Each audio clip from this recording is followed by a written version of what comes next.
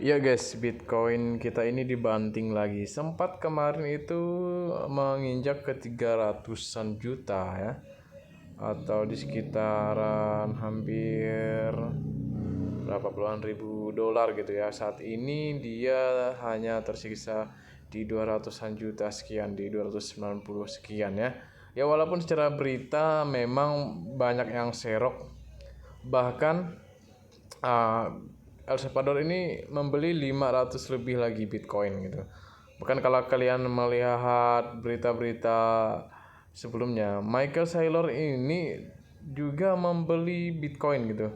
Nah, seperti yang sudah digadang-gadang ketika Michael Saylor atau di MicroStrategy itu membeli Bitcoin, biasanya itu market crypto kita sedang dibanting gitu.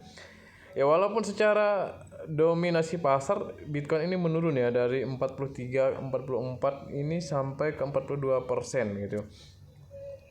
Secara market cap atau secara global ya, BNB ini mengalami kenaikan hampir 1% Solana. Tetapi kalau kita melihat dari harganya, perubahan harga ini dari yang tertinggi ya, apalagi Binance yang ya gencar dengan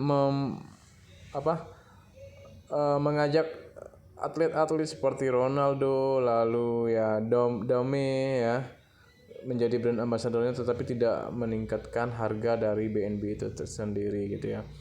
Nah, kalau kita melihat di Indodax sendiri ini juga marketnya sedang berdarah gitu ya. Koin favorit kita seperti Cardano ini hanya dihargai 6 ribuan. BNB dari 8 juta atau 10 juta, tertingginya sisa 3 juta. Ethereum juga ini dari 60 jutaan sisa 15 jutaan harganya. XRP parah 4000. TRX ini tidak terlalu signifikan ya. Shiba mengalami penurunan. Algorand ya walaupun sedikit naik, tapi ini ya kalau kalian lihat harganya sudah jauh sekali dari tertingginya di 13 ribuan ya, 20 ribuan. Kemudian Sandbox mana juga masih berkutit di harga belasan ribu, asik sih 6 rupiah. Nah jadi ya saya rasa ini kita sedang menghadapi ketidakpastian market kita, baik itu market kripto, saham dan sebagainya ya, karena ya walaupun pandemi sudah berakhir tetapi ternyata ini juga tidak langsung berimbas dengan pemulihan ekonomi, terutama untuk di dunia saham, kripto dan sebagainya.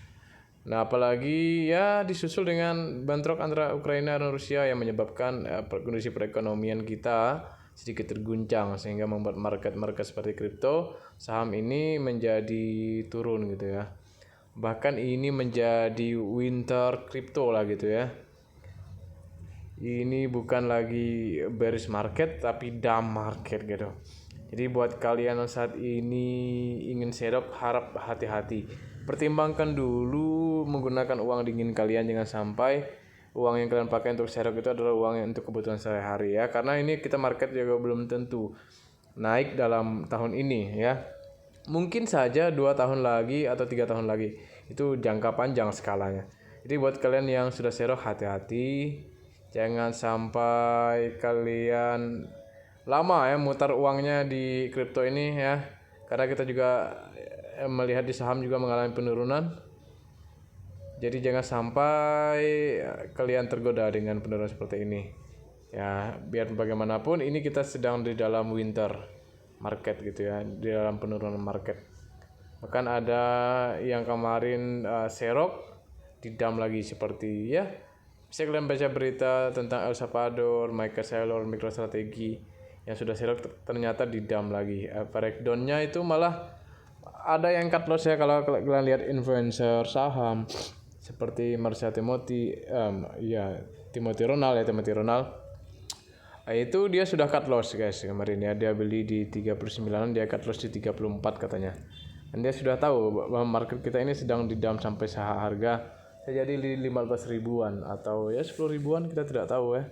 Jadi makanya saya berapa minggu ini sebetulnya malas ingin membuat video, karena ini market kita tidak ada sesuatu yang bisa dibahas itu selain membahas penurunan kripto yang sangat signifikan dan sangat merugikan ini ya. Jadi buat kalian yang sudah terlanjur beli ya hold untuk jangka panjang gitu ya. Jangan sampai kerugiannya itu melebihi dari apa yang kalian ekspektasikan.